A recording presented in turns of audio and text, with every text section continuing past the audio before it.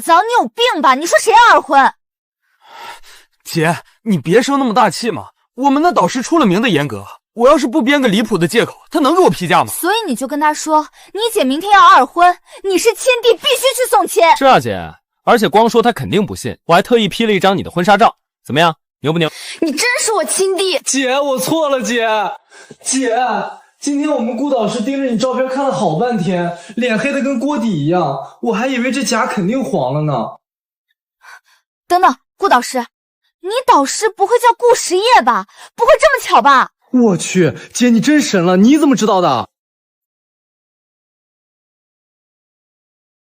他加我好友做什么？夏晚星，你要二婚了，你以前答应过我，二婚找我的，你不讲信用。我不但知道他，我当年还甩过他。糟了糟了，球赛要迟到了，姐我先撤了啊。顾时宴，居然真的是他！我怎么可能不认识他？当年我不知天高地厚，非要去摘这朵高岭之花。我制造偶遇，我去蹭他的课，我可是追了289天才追到了他。但最后也是我亲手斩断了这段感情，我受不了那种压力，也受不了那种仰望的姿态，所以我逃了。我把这事儿跟乔楚一说。夏晚星，你疯了吧？你现在发什么呆啊？该发愁的是你弟好吗？顾时宴现在捏着你弟的毕业证呢。当年你们分手，顾时宴那眼睛红得跟兔子似的，我都看着心疼。我要是顾时宴，我恨不得整死你弟。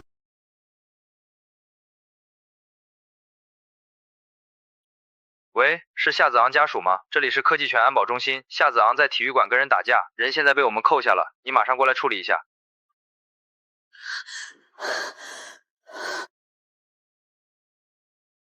我一眼就看见夏子昂鼻青脸肿的缩在椅子上。这谁打的？下手没轻没重了还？告诉姐，谁动的手？姐，你小点声，你赶紧签个字，咱们赶紧走吧。你先动的手。不是，是他先推我的。我转头看向那个椅子上坐着个同样的年轻男孩，他还梗着脖子朝我翻了个白眼。哟呵，这小孩还挺狂。姐，我求你了，别去了行吗？夏子昂平时在外面也是个不吃亏的主，今天怎么怂成这副德行？顾时宴，我本能的往后退了半步，想把自己藏进墙缝里。小舅舅，就是他打我，虽然是我先推他的，但他下手也太黑了。老师，我眼前一黑，跟夏子昂打架的黄毛是顾时宴的亲外甥。这位是我姐。哦，就是今天结婚的那位姐姐。原来你是我小舅舅的学生啊！赶紧给我道歉，不然让我舅舅卡死你论文。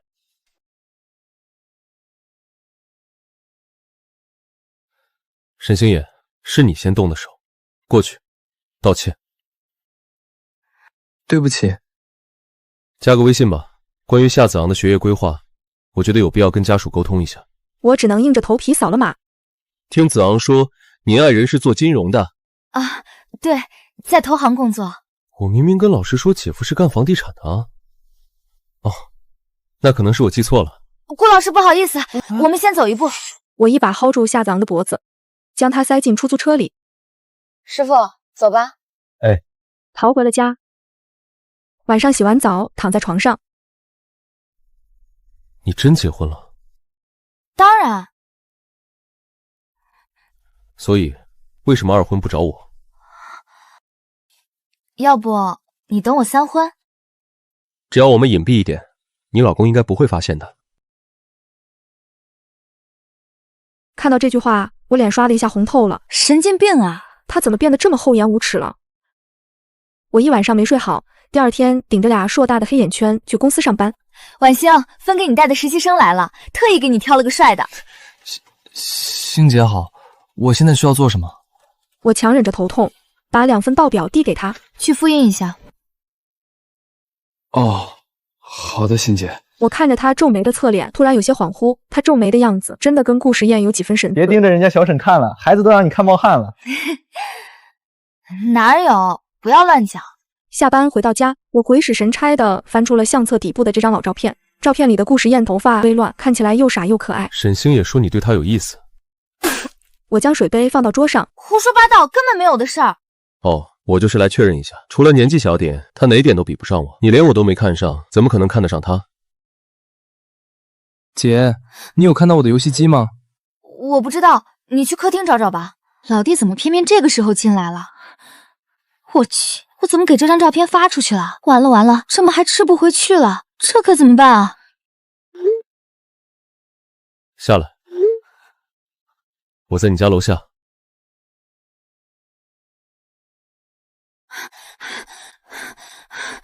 我几乎是连滚带爬冲下楼的。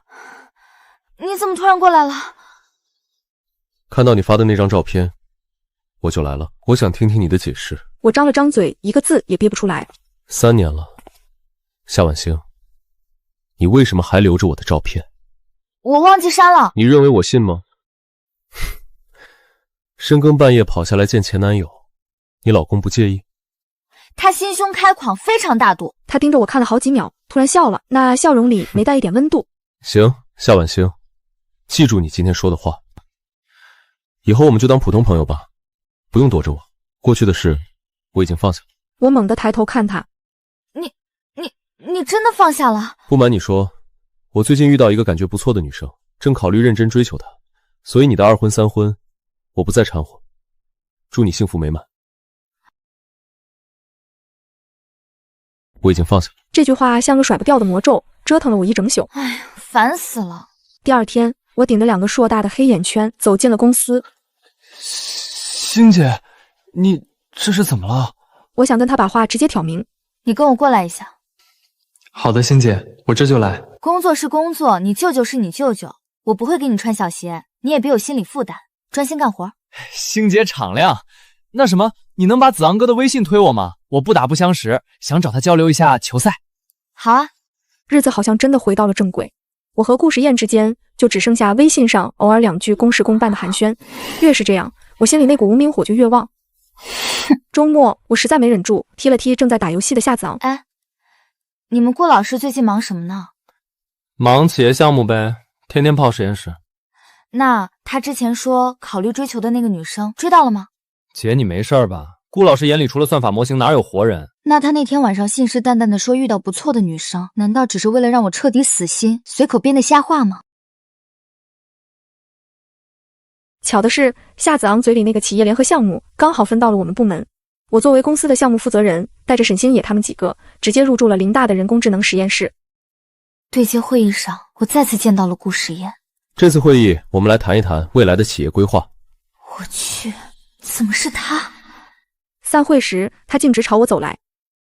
夏经理 ，AI 数据的文档，我现在发你。夏经理，这3个字刺得我心口一疼。收到，麻烦顾教授。项目期间在实验楼办公，有需要协调的随时联系我，或者让星宇找我。好的，我们会尽量不打扰学校的科研秩序。他没再多说半个字，转身就走。星姐，我小舅舅工作室就这样，你别介意啊。我不介意他严肃，我介意的是他眼底那份彻底的疏离。我们虽然天天见面，可他真的做到了他说的那样，只谈工作，绝不越界。直到项目进行到第2周，模拟测试卡死了，眼看就要延误，我带着核心团队在实验室熬了个通宵，天快亮的时候，大家都快熬崩溃了。怎么又报错了？就在这时，顾时宴走了进来，他眼下也带着乌青，显然也是熬了一宿。他手里拎着个纸袋，拿了个保温杯，直接走到我桌前。听说你们卡住了。是啊。咖啡，提神的，把错误日志调出来我看看。他微微俯下身，身上清冽的气息瞬间裹住了我。不到10分钟，他敲下回车。再试一次。程序流畅通过，完美。实验室里爆发出一阵欢呼。顾教授，太感谢了。分内之事，里面有3明治，你们分一下。上午先休息，下午再继续。说完他就走了，干净利落。我拧开保温杯，休息一下吧，给你拿的热牛奶，快趁热喝。顾时宴，你到底是放下了，还是根本没放下？项目圆满结束，星途智算在酒店搞了个庆功宴。我被轮番敬酒，喝得头晕脑胀，跑到酒店露台去吹冷风。顾时宴今晚只是露了个脸就说有事走了，连句再见都没跟我说。身后突然传来熟悉的声音，怎么一个人在这里吹风？我猛地回头，顾时宴不知什么时候站在我身后，带着几分慵懒。你不是回林大了吗？实验室数据处理完了，看你喝了不少，没事吧？没事。夏晚星，我心里一颤，转头看他。当年分手，你是不是觉得我总站在高处，让你压力很大，伤了自尊？我那句放下了，是放下了过去因为不成熟带来的怨气，但我并没有放下你这个人。夏晚星，我最后问你一次，你真的结婚了吗？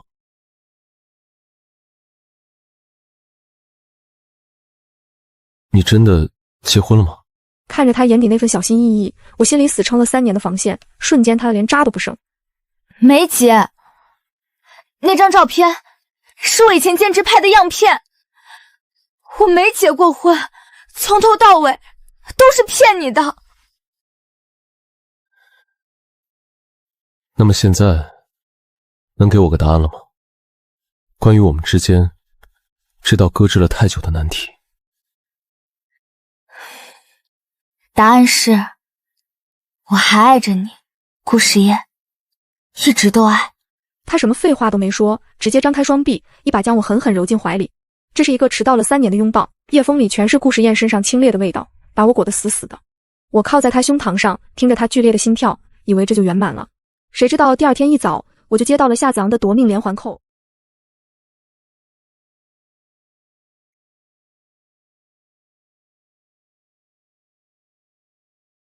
喂，姐，救命啊！顾导师今天绝对吃错药了，一大早把我们全骂了一顿，让重跑数据模型。你好好反省，严师出高拼。姐，你变了，你以前不是这么向着他的。夏子昂又在背后骂我了。顾教授，您这变脸速度去川剧园都能当台柱子了。昨晚在露台还深情款款，今天对学生痛下杀手。公私分明，不过对你，我随时可以徇私。那什么，咱们复合这事儿，先别告诉夏子昂和沈星野。为什么？见不得人？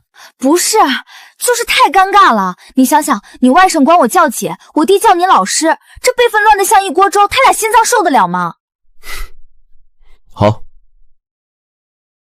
星姐，我发现我小舅舅不对劲。我端着咖啡杯的手猛地一抖。他怎么不对劲了？沈星野做贼似的四下张望了一圈。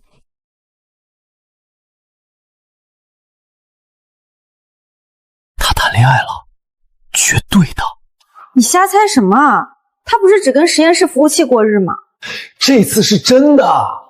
昨晚他破天荒半夜才回家，而且他今天早上出门的时候，居然对着镜子挑了10分钟领带。最恐怖的是，他刚才在微信上给我回了个猫咪抛媚眼的表情包。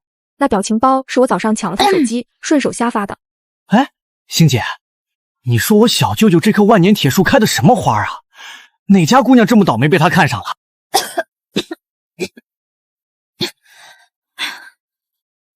可是你这么编排你导师，不怕他看你实习报告？还这么感情啊？姐，你可千万别去告密。好不容易熬到下班，我刚溜出公司大楼，就看到顾时宴的车，我像做贼一样窜上副驾驶。快走快走，别被沈星野撞见。好，那我们现在就走。顾时宴一脚油门把车开出科技园，语气凉飕飕的，带着浓浓的不满。夏晚星，我怎么觉得我们现在像是在偷情？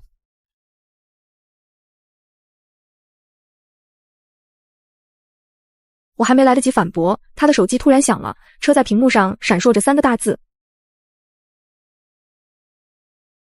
顾时宴慢条斯理地按下了方向盘上的接通键。喂，顾老师，那个我有个算法死活跑不出来，您今晚有空指导我一下吗？今晚没空，有点私事。啊？天呢？明天也没空，我在陪女朋友。我操！老师你脱单了？谁啊？是师母吗？刚追回来，她脸皮薄，不让我到处乱说。你专心调你的模型，挂了。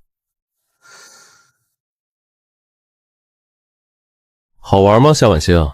地下恋情就这么刺激？顾时宴，你故意的吧？我就是故意的，我恨不得让全校都知道你是我的人。他突然解开安全带凑过来，把我困在座椅和他之间。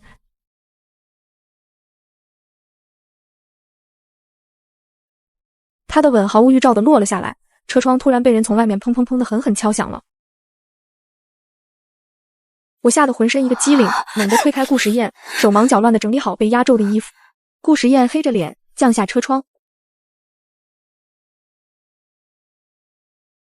车外站着的赫然是乔楚，他目瞪口呆地看着车里衣衫不整的我们。夏晚星，你们俩在车里干嘛呢？没干嘛，就碰巧遇到，他大发慈悲送我回家。碰巧遇到需要嘴对嘴打招呼吗？开车，找个安静的地方交代清楚，不然我现在就给夏子干打电话。10分钟后，我们被迫坐在了一家隐蔽的咖啡馆包厢里。行啊，顾教授，苦肉计加霸总语录，直接把我闺蜜拿下了。当初不是白纸黑字说好等二婚吗？规矩是死的，人是活的，我不想等了。突然，我手机突然震了，是一条微信群消息。夏子昂建了个群，把我和沈星也拉了进去。群名：今晚吃烤肉。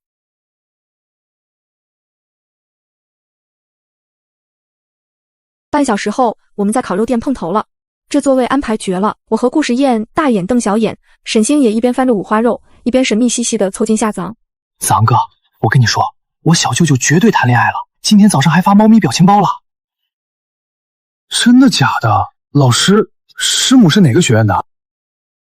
不是学校的。当着我弟和他外甥的面，他在桌下一把抓住了我的手，十指紧扣。小舅舅，那你带师母出来给我们见见呗。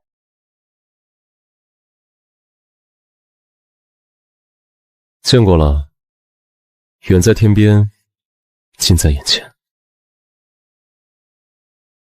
近在眼前？老师，您真会开玩笑。这桌上除了我姐，连只母蚊子都没有。对呀，小舅舅，难不成你暗恋我欣姐？我心都提到了嗓子眼，桌子底下疯狂踩顾时宴的脚。我说的是，他离你们不远，改天带你们正式认识。我长舒一口气，赶紧低头猛吃五花肉。老师您看，我姐人长得漂亮，就是脾气暴了点，到现在还单身。我妈前2天还逼着她去相亲呢。哦，相亲？那相亲对象怎么样？我姐可满意了，昨天还偷偷看人家照片呢。给我出来等。我被顾时宴一路拽出了烤肉店，直接拉到了他停在路边的车旁。相亲，你很满意？没有的事儿，那是我妈硬塞给我的微信，我连面都没见。夏子昂那个大喇叭就是喜欢添油加醋。是吗？夏晚星，你是不是忘了你现在是谁的女朋友了？没忘，我发誓，我心里只有你一个人。以后不许去相亲，微信也要删了，你冬泳之外了。早删了，下周醋王。他低低笑了一声。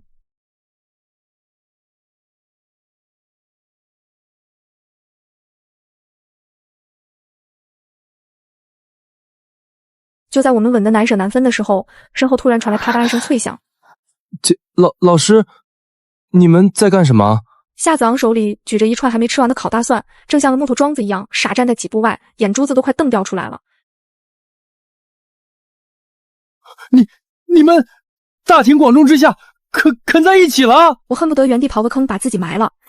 子昂，你听我解释。看到了，正式介绍一下，你姐夏婉星，我女朋友。老师，你是不是被绑架了？你眨眨眼！我姐她脾气暴躁，还会打人，她配不上您这朵高岭之花呀！夏子昂，你找死是不是？配不配我说了算，以后私下里别叫老师了。不叫老师叫什么？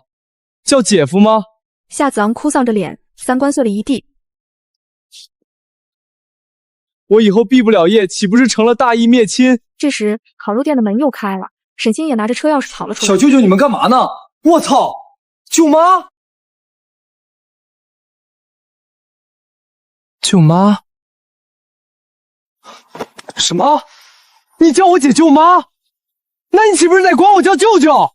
沈星爷爷懵了。原来小舅舅你说的那个远在天边近在眼前就是星姐啊，藏得够深的。行了，这件事先保密。子昂，你林大的论文进度不能落下，星后在星图制算好好跟着你，星姐学，懂吗？懂了。从那以后，我在公司的日子变得极其诡异。沈星也对我简直比对祖宗还恭敬。星姐，您的咖啡。同事大姐私下里拉着我问：“婉欣，小沈是不是对你有意思啊？天天献殷勤。”我干笑两声，心想他那是怕我吹枕边风扣他生活费。就在我准备解释时，前台突然给我打来了一个电话。夏经理，有位姓顾的先生找您，人在大厅等着呢。我几乎是小跑着冲到1楼大厅的，还没站稳，就被那一大束艳红的玫瑰晃了眼前台的小姑娘们，正凑在一起咬耳朵，眼神一个劲的往门外瞟。我深吸一口气，顶着全公司八卦的目光挪到大门口。顾时言，搞什么？你平时不是最讨厌这种招摇的事儿吗？沈星也说，你们公司传你在被什么海归精英追求，我来宣誓一下主权，免得有些人贼心不死。我红着脸被他塞进副驾驶。礼物买好了，明晚我去拜访一下未来的丈母娘。不行，我妈前几天刚给我推了那个相亲对象，你现在去，她肯定觉得我随便拉个人回来演戏。那就看我的演技了。第二天傍晚，我手心冒汗的领着顾时宴敲开了家门。我妈一开门，看着门外站着个身高185、气质清冷的极品帅哥，整个人都石化了。妈，这是顾时宴，我男朋友。阿姨好，冒昧打扰了。我妈趁着顾时宴低头换鞋的空档，帮我扯到厨房。夏婉星，你老实交代，这租的演员一天多少钱？长得这么招摇，肯定是个花花公子。姐，谁来了？吵死！老师，我今天真的没打游戏，论文数据我已经在跑了。老师，他是你那个传说中严得出奇卡了你3次方案的顾导师。顾时宴微微一笑，那样子简直比亲儿子还亲。周一刚到星图制算打卡，我就觉得气氛不对。部门总监黑着脸，直接把我叫进办公室。夏婉星，你们跟林大那个联合研发项目的核心数据泄露了，你是第一负责人，你给我个解释。不可能，我提交的所有代码和数据都是经过多重加密的。人家林大那边现在非常愤怒，直接派了最高技术负责人过来兴师问罪。要是搞砸了，你直接卷铺盖走人。话音刚落，办公室门被人从外面一把推开。顾时宴带着一身刺骨的寒气，面无表情地走了进来。他身后跟着急得满头大汗的沈星野。谁给你的胆子，用这种态度跟他说话？顾教授，您看，这确实是夏经理的工作疏忽。疏忽？这是我昨晚连夜查出来的 IP 溯源，数据泄露是因为你们公司内网防火墙的漏洞，被人从外部恶意攻击了。跟夏经理的加密方案没有任何关系，反倒是贵公司的安全级别，让我对接下来的合作深表怀疑。这都是误会。婉星啊，我刚才也是急火攻心。以后我不希望再听到任何人在我面前用这种语气对我未婚妻大呼小叫。我目瞪口呆地看着他，咱俩才刚复合，什么时候就变成未婚妻了？门外偷听的同事们直接炸了锅。周末，顾时宴执意拉着我回林大校区散步。深秋的校园，梧桐叶落了一地，踩上去嘎吱作响。走着走着，路过了校门口那家我们以前常去的咖啡馆。顾时宴突然停住脚步，看着那块熟悉的招牌，眼神有些深邃。还记得这儿吗？当年你被老板欺负，我在这儿第一次告诉别人我是你男朋友。记得啊，某人当时脸臭的跟什么似的，原来是在那时候就开始护短了。他松开我的手，突然正色道：当年你骗我说结了婚，我就在想，要是真有那么一天，我得是什么心情。他后退半步，在路人诧异的目光中，竟然毫无预兆的单膝跪地。一个精致的丝绒锦盒出现在他手心，钻戒在阳光下晃得我眼晕。4年前的话，我现在想换个说法。夏婉清，别让我等什么2婚3婚了，你这一辈子只能是我的，嫁给我，好吗？我捂住嘴，眼泪没出息的砸了下来。4年前你让我等2婚，这笔账我不打算算了。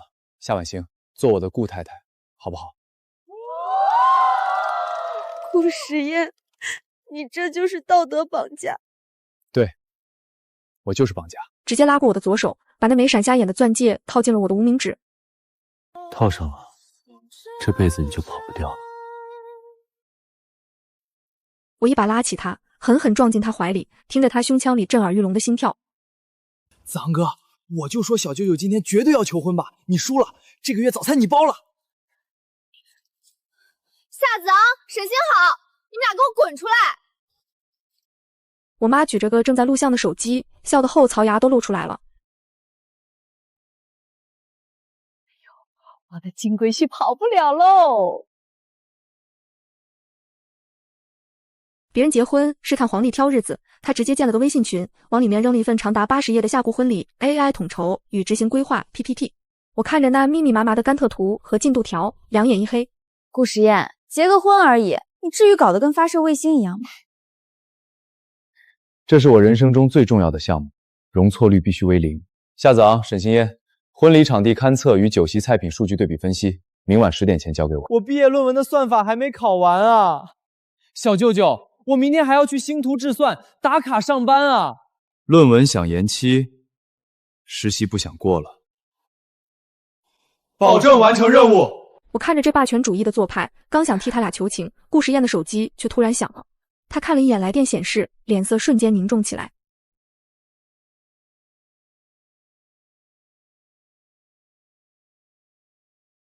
怎么了？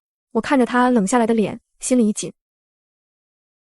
我知道了，我马上回学校。林大的超算中心突然停电，备用电源没接上，夏子昂他们跑了半个月的模型数据全在里面，我得过去抢救。我送你过去，你在车上先远程连一下看看。一路上，顾时宴修长的手指在手机上飞快敲击，脸色越来越沉。情况很糟，硬件故障，物理断电。我们火急火燎地赶到人工智能实验室，夏子昂已经瘫在椅子上。老师，我昨晚太困，忘了备份了，我的人生是不是毁了？沈星爷举着个移动硬盘，气喘吁吁地冲了进来。子昂哥，别嚎了！你昨晚拉着我打游戏，我看你困得直磕头，顺手把你的数据拷在这儿了。星爷，你是我亲爹，你救了我的狗命啊！顾时宴冷着脸接过硬盘，插上电脑，确认数据无损后，反手就给了夏子昂后脑勺一巴掌。死罪可免，活罪难逃。婚礼的全部苦力活你包了。没问题，老师，我给你当牛做马，我绝对把我姐风风光光的嫁出去。大半年后，婚礼前夜，我坐在梳妆台前，看着镜子里的自己，有些恍惚。兜兜转转，我到底还是嫁给了他。房门被推开，夏子昂走了进来。姐，还记得我当初向顾老师请假编的那个借口吗？怎么不记得？你说你姐要结婚，你必须亲自去送亲。结果弄巧成拙，把你姐夫给招来了。姐，当初是瞎编的，但今天我是真的要送你出家了。顾老师要是敢欺负你，我拼了这本毕业证不要，也得跟他死磕到底。傻小子。婚礼现场布置得像一片星海，那是顾时宴按照我们第一次看星星时的星图复刻的。聚光灯下，我挽着夏子昂的手，一步步走向红毯尽头的顾时宴。老师，我把我姐交给你。顾时宴郑重地接过我的手，从西装内侧的口袋里拿出了一个泛黄的旧信封。婉星，其实有件事我骗了你很久，今天我想当着所有人的面向你坦白。顾时宴当着所有人的面缓缓打开那个泛黄的信封，里面倒出来的不是什么惊天大秘密。夏婉星，你一直以为是你用了289天费尽心思才追到我，但其实从开学典礼我作为老生代表在台上发言时，第一眼我就看到你了，是我对你一见钟情。你个大骗子！那你当年怎么不早说，害我追得那么辛苦，觉得自己像个小丑？因为我那时候是个只会跑数据的呆子，根本不知道怎么追女孩，直到你天天跑来蹭我的课，我才敢借着给你解围的机会靠近你。后来你发那张婚纱照，甩下一句要2婚，我真的气疯了，所以我只能用当导师的借口把你第4次攥在手里，因为我知道只要夏子昂在我这儿，你早晚得来找我。我哭笑不得，狠狠捶了他胸口一拳。就在气氛烘托到顶点，灯光暗下，顾时宴低头准备吻我的时候，姐，你别不要我！我被这声惨叫吓得一哆嗦，差点咬到顾时宴的舌头。转头一看，夏子昂坐在主桌上，哭得一把鼻涕一把泪，毫无形象可言。子昂哥，你快闭嘴吧，我小舅舅要杀人了！顾时宴额角的青筋跳了跳，但他连头都没回，一把拦过我的腰，将我重新按进怀里。别管他，专心点。下一秒，他的吻铺天盖地的落了下来，伴随着台下震耳欲聋的掌声和起哄声，我的大脑一片空白，只能紧紧抓着他的衣襟。接下来的敬酒环节，夏子昂因为破坏气氛，被顾时宴无情的罚去挡酒，喝得东倒西歪。到了扔捧花的时候，我背过身，用力把捧花往后一抛，伴随着一声惊呼，我回头一看，捧花不偏不倚，正好好砸在乔楚的怀里。乔楚姐，这花都接到手了，要不我给你介绍个我们林大的单身大帅哥？滚边儿去！姐要找也得找个比你舅舅还帅的。深夜，婚宴终于散场，刚踢掉高跟鞋，瘫在婚房的床上，顾时宴就扯松了领带，反锁了房门，一步步朝我逼近。顾太太，是不是该算算3婚的账了？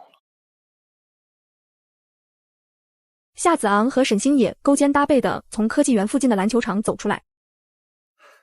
星野，一会儿直接去我家吃饭。我姐今天亲自下厨，说炖了你最爱喝的玉米排骨汤，肉都给你挑最大块的。子昂哥，我去合适吗？会不会打扰到我小舅舅和星姐的2人世界啊？我舅舅那杀人的眼神，我可受不住。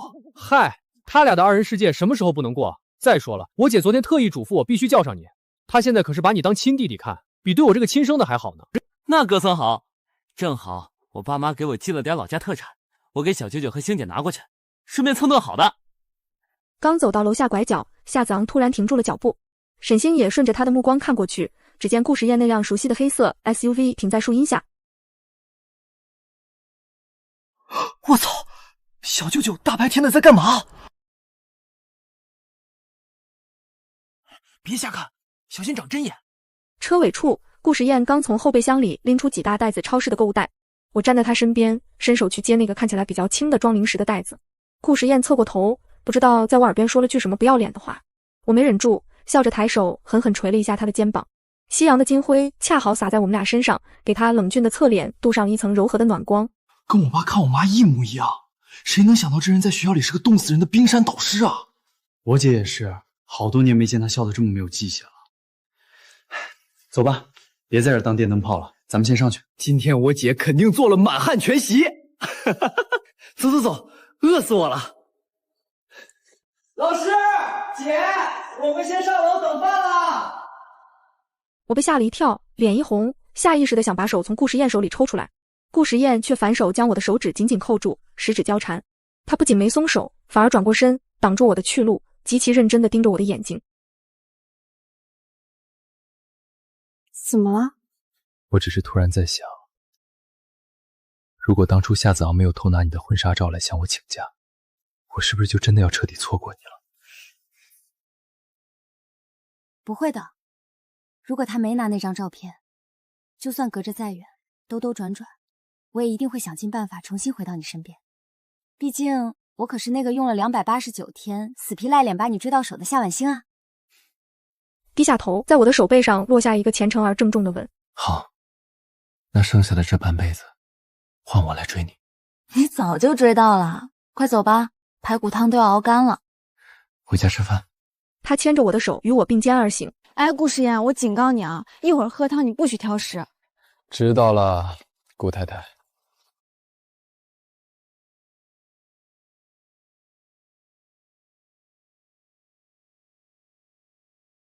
你们俩在干什么？姐，我们想帮你热汤。是子昂哥说火大点，热得快，锅炸了。夏子昂，我的排骨汤！顾时宴冷冷地看着他们，径直走向那2个闯祸精。顾老师，小舅舅，我错了。实验室安全守则抄100遍，现在收拾干净，10分钟内去买外卖。半小时后，原本准备的家庭晚餐变成了外卖局。夏子昂和沈星野缩在角落里埋头扒饭，大气都不敢喘。顾时宴一直给我碗里夹菜，我温暖地笑了笑。然而这份平静并没有维持太久。晚星，咱们新筹备的 AI 医疗数据项目遇到大麻烦了，林大把合作方案打回了。打回了？谁打回的？还能是谁？林大技术总负责人，你老公顾时业教授。他说加密层太薄弱，不符合医疗级最高安全标准。我深吸一口气，抓起文件直奔林大实验室。顾时业，你昨天在家怎么没跟我说方案被驳回？顾太太，工作是工作，你们底层逻辑有漏洞，我不能签字。哪里有漏洞？这是目前市面上最成熟的加密算法。我们就着代码和算法激烈的争论了半个小时，谁也不让谁。最后，我气冲冲地拿走文件，摔门而出。到了下午，公司里的气氛变得极其诡异。星姐，你和小舅舅是不是？唉，星姐，你和小舅舅是不是要离婚了？我今晚该帮谁收拾行李？看着沈星野发来的信息，我无奈地笑了。离什么婚？技术分歧懂不懂？晚星，听说你跟顾教授在实验室大打出手，连桌子都掀了。谁造的谣啊？就探讨了一下而已。流言传播的速度飞快，整个公司的人都以为我们陷入了严重的婚姻危机。晚上下班回到家，顾时宴早已经在厨房做饭了。顾大教授，你知道外面怎么传咱们的吗？传我们什么？传我们因为项目感情仓喟，马上就要去民政局扯离婚证了。离婚？看来有人工作太闲了。第二天一早，我刚迈进公司大厅，就看见了令人震惊的一幕。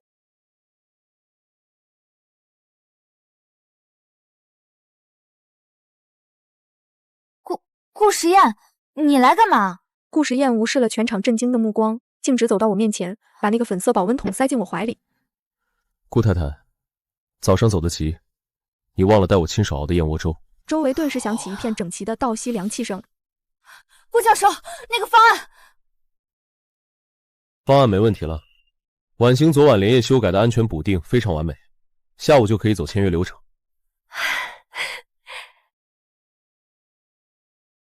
好好工作，下班我来接你。为了庆祝项目顺利落地，也为了迎接我们的半周年纪念日，我偷偷策划了一场三亚双人游。2张去三亚的机票，跟谁去？没跟谁，我自己一个人去不行吗？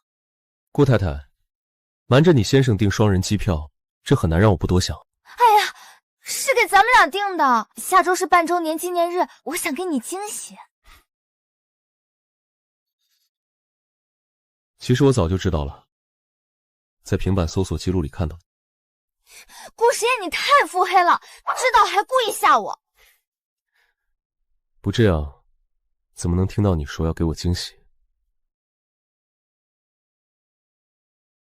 几天后，我们顺利抵达三亚，海风拂面，椰林树影，一切都完美的如同偶像剧。然而，就在我们满怀期待地刷开那间豪华海景蜜月套房的房门时，夏子昂和沈星野竟出现在这里，正坐在沙发上打游戏。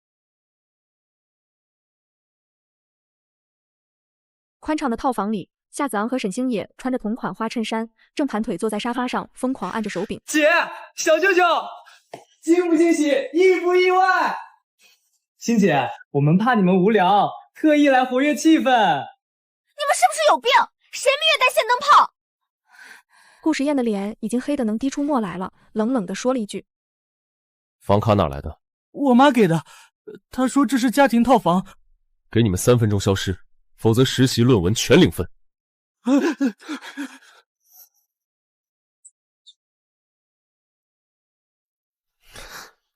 顾太太，现在没人能打扰我们了。话音刚落，我口袋里的手机突然不识趣的响了起来。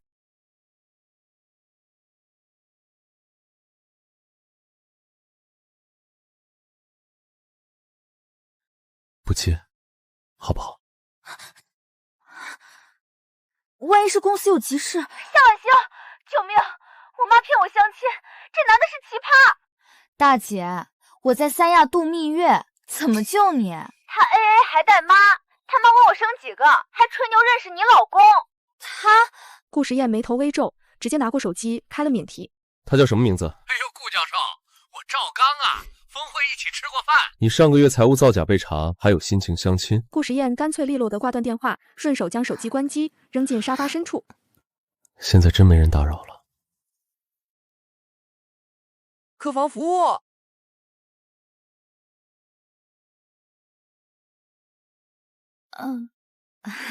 顾时宴，你是不是背着我点什么奇怪的服务了？他黑着脸走到门口，一把拉开门，服务生推着一辆精致的餐车走了进来。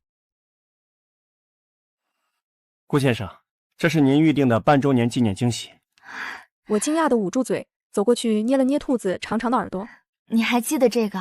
顾时宴关上门，从身后环住我的腰。当然记得，当年手笨编的毛线兔太丑，这个算补偿。我们坐在落地窗前，开着香槟，气氛恰到好处。顾时宴突然放下酒杯，站起身来，从口袋里摸出一个藏蓝色的丝绒方盒。戒指不是已经给过了吗？在我看清里面的东西后，眼睛瞬间瞪大。我看了眼递到我身边的东西，惊讶地说：“不动产权证书。”顾时英，你疯了！这房子大几千万吧？你哪来这么多钱？他漫不经心地揉了揉我的头发，说：“我的 AI 专利刚拿了授权费，你不是想养金毛吗？可是上面只有我的名字。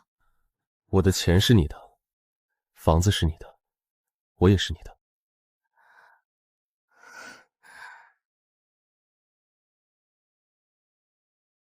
第二天清早，我们换上便装去海边散步。我突然看到前面椰子滩旁，夏子昂正跟老板吵得面红耳赤，我心里一紧，这臭小子又在外边闯祸了。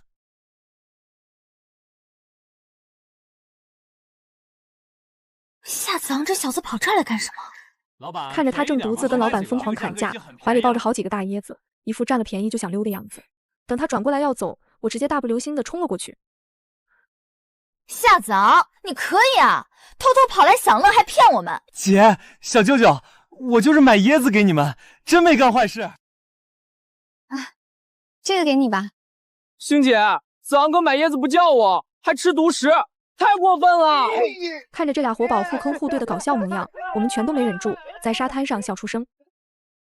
傍晚，夕阳将海面染成了一片橘红，我们4个坐在沙滩上拍了一张大合照。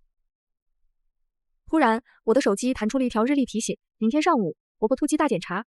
我脸上的笑容瞬间僵住了。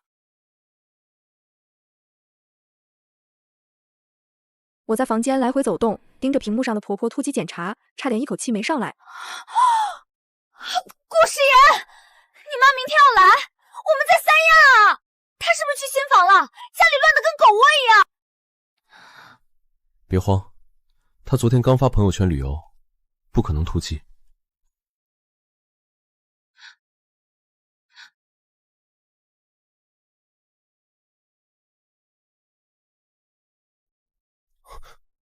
妈，婉星，惊喜吗？我跟姐妹飞三亚来看你们蜜月，开不开心？太惊喜了！姐，小舅舅，大牌确认部，外婆。婉星，跟我进屋，妈有掏心窝子的话必须单独跟你谈谈。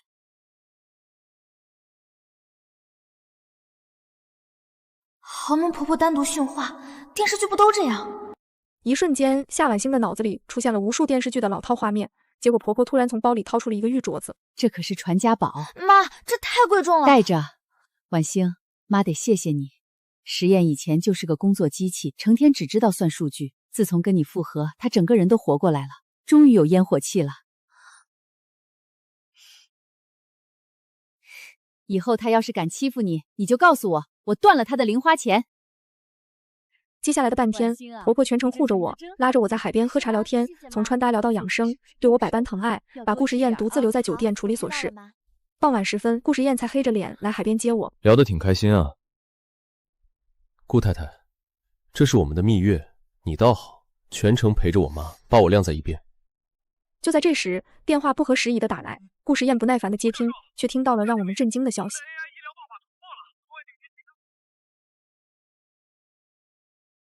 蜜月之行结束，我们火速飞回公司投入工作。AI 医疗项目大获成功，不仅拿下了顶级期刊的版面，还直接签下了几家3甲医院的合作。公司为了庆祝，包下了本市最豪华的酒店举办庆功宴。夏子昂和沈星野也跑来凑热闹。姐，你今天可是大功臣，我敬你一杯。就在这时，服务员恰好端上了一盘鱼。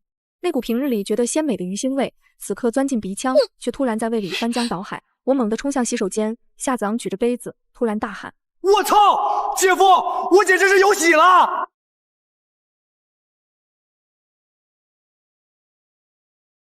我刚从洗手间出来，顾时宴猛地将我抱起。顾时宴，你干嘛？我还要开会。开什么会？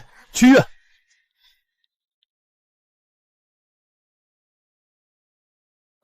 医生，我太太怎么样了？孩子没事吧？什么孩子啊？只是吃海鲜吃撑，引发急性肠胃炎。年轻人饮食没节制，要多注意。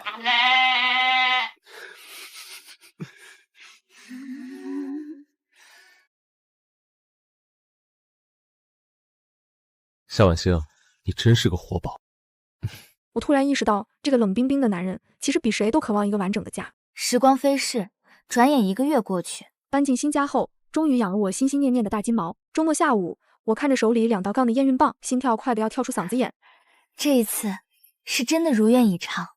为了给他个惊喜，我偷偷溜进他的书房，在他最近正在跑的一段基础代码里，悄悄加了一行隐藏程序。回家后，他径直走向书房，点开了之前运行的代码。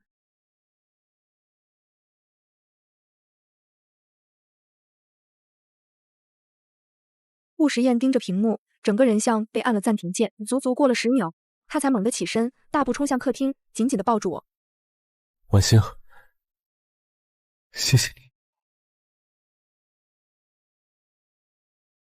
晚上，新家热闹非凡，夏子昂和沈星野在厨房里手忙脚乱地洗菜，乔楚在客厅里和狗狗玩得不亦乐乎。敬顾老师和星姐新婚快乐，早生贵子。顾太太，我们的余生现在才刚刚开始。